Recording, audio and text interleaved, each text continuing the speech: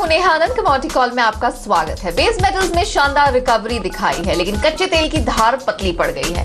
आगे लेंगे क्रूड और मेटल का जायजा, साथ ही खाने के तेलों पर भी रहेगी हमारी नजर। लेकिन अगर आपके पास कमोडिटी से जुड़ा कोई भी सवाल है, आप हमें फोन कर सकते हैं। हमारा नंबर है 180020097890। हमारे एक्सपर्ट्स देंगे आपके सारे सवालों के जवाब, बताएंगे कमाई के तरीके।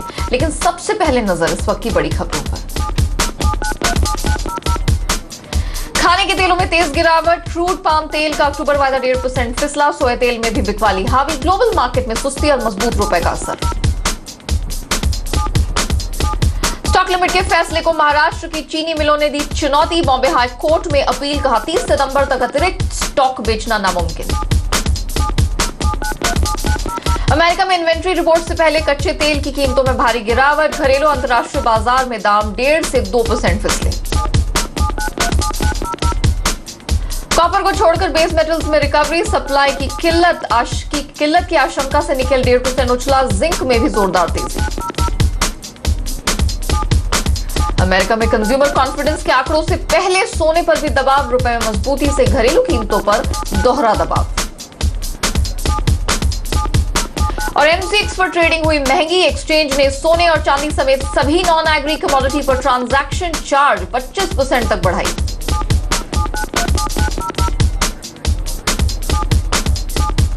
कच्चे तेल पे फोकस है। अमेरिका में कच्चे तेल की इन्वेंट्री रिपोर्ट से पहले इसकी कीमतों में भारी गिरावट आई है। ब्रेंट का दाम $47 के काफी नीचे आ गया है।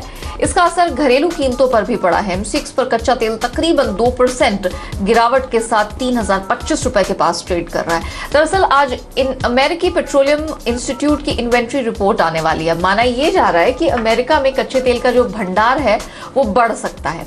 ऐसे में इसकी कीमतों पर दबाव बढ़ गया है।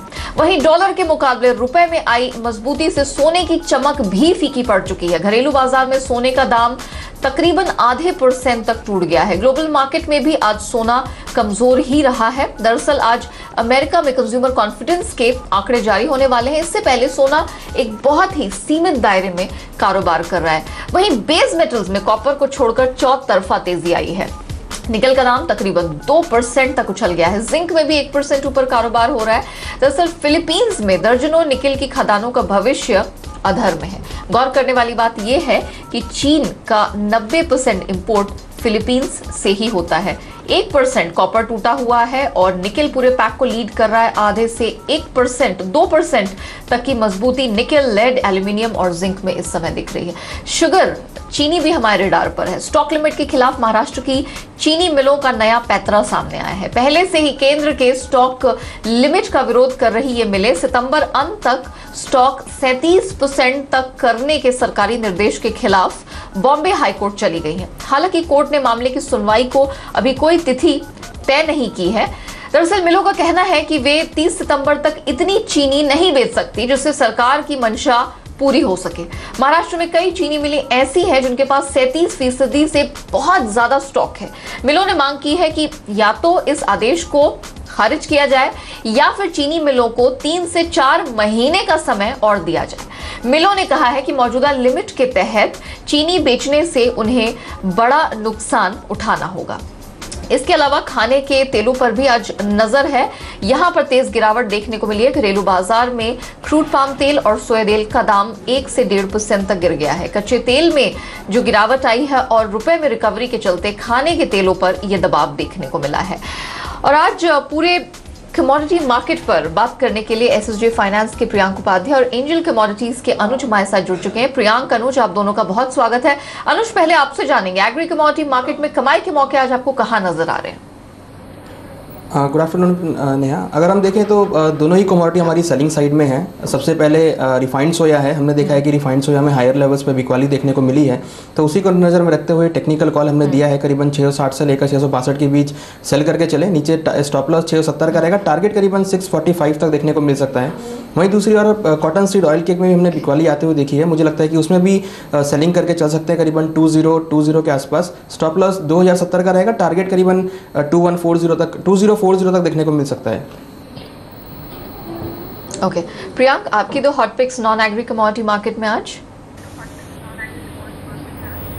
हमारी पहली पिक क्रूड ऑयल में रहेगी। हम देख रहे हैं कि एक ब्रॉड रेंज में कंसोलिडेट हो रहा है।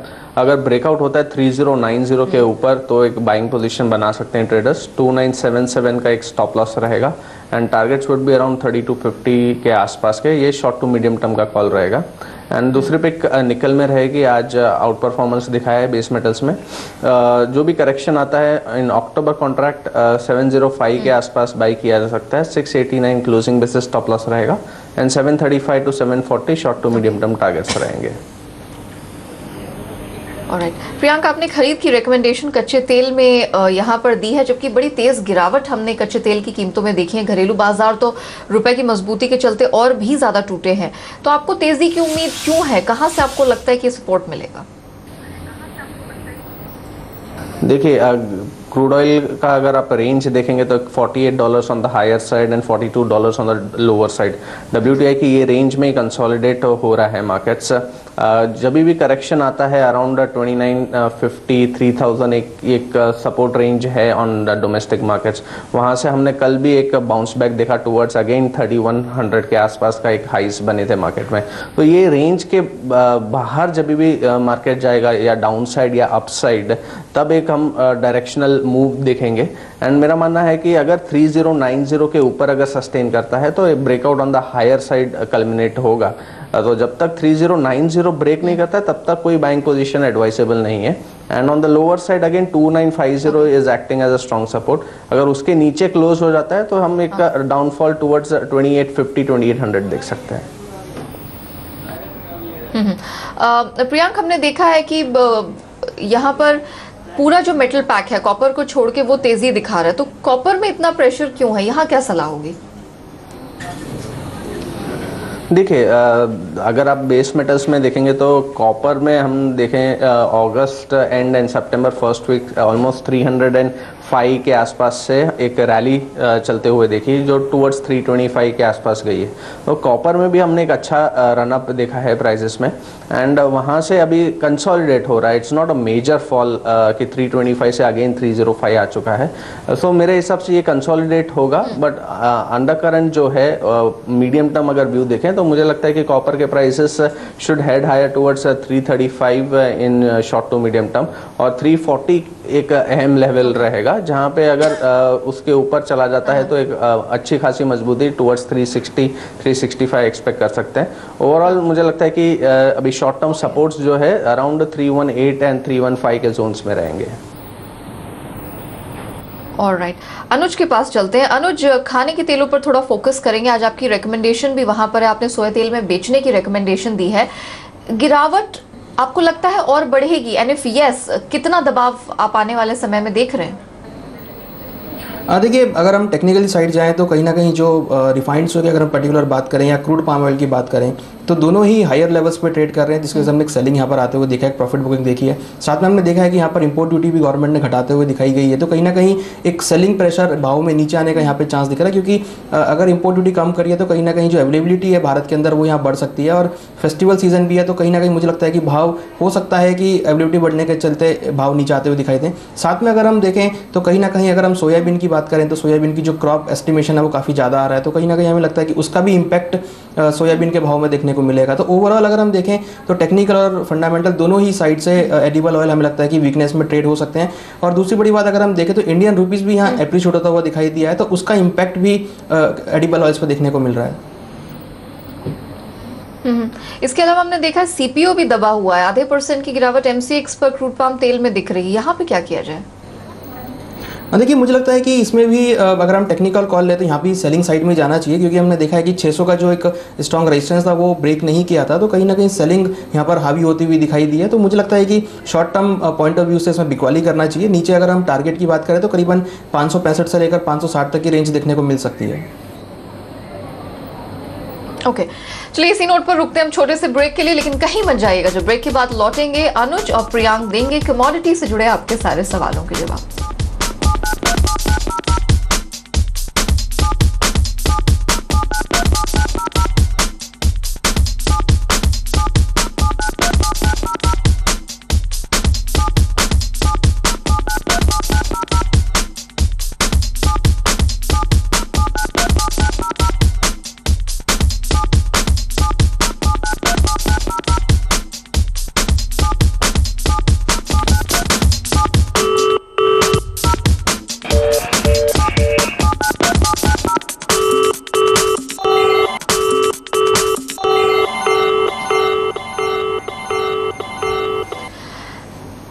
बैक। हमारे पहले दर्शक आलोक हमारे साथ फोन लाइन पर जुड़ चुके हैं कोलकाता से। आलोक नमस्कार, पूछिए अपना सवाल। नमस्कार।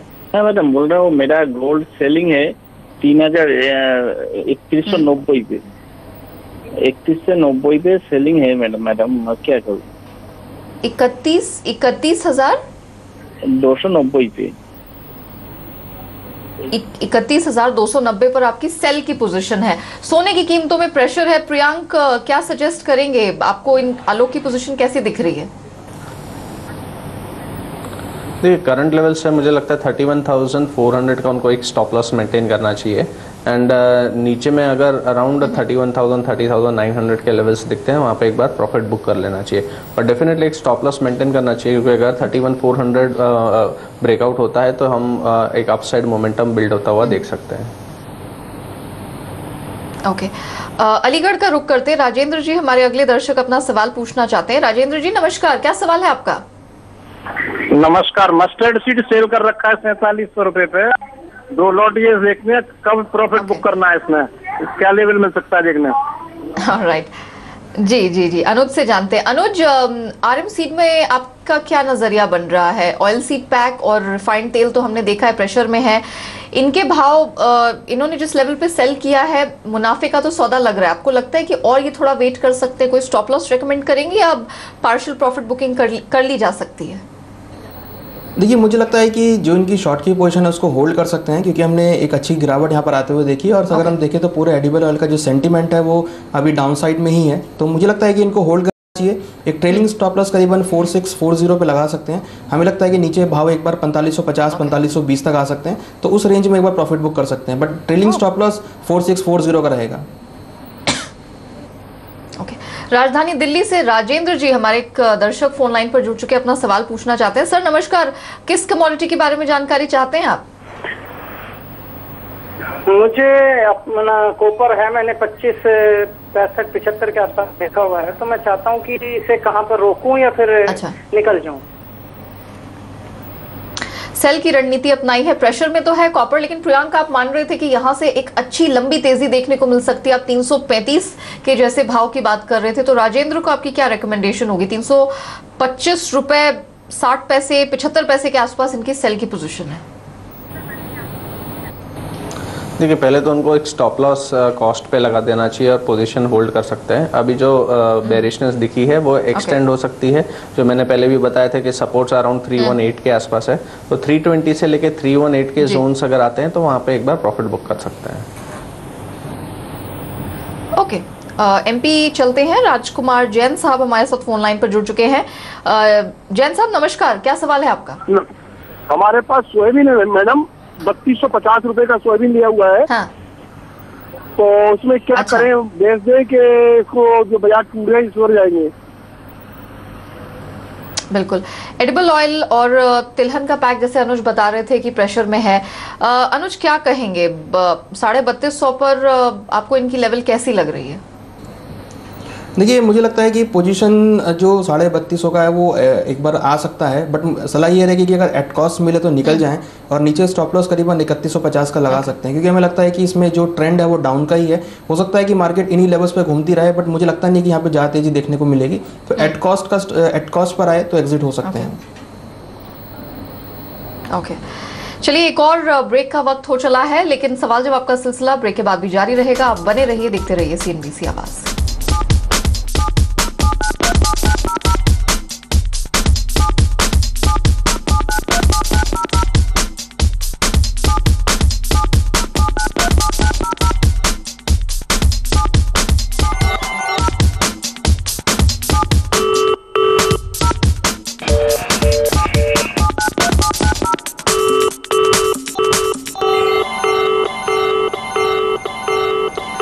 वेलकम बैक, आप देख रहे हैं कमोडिटी कॉल। राजकोट का रुख करते हैं। हमारे अगले दर्शक पारेश भाई हमारे साथ फोन लाइन पर जुड़ चुके हैं। पारेश जी, किस कमोडिटी में जानकारी चाहते हैं आप?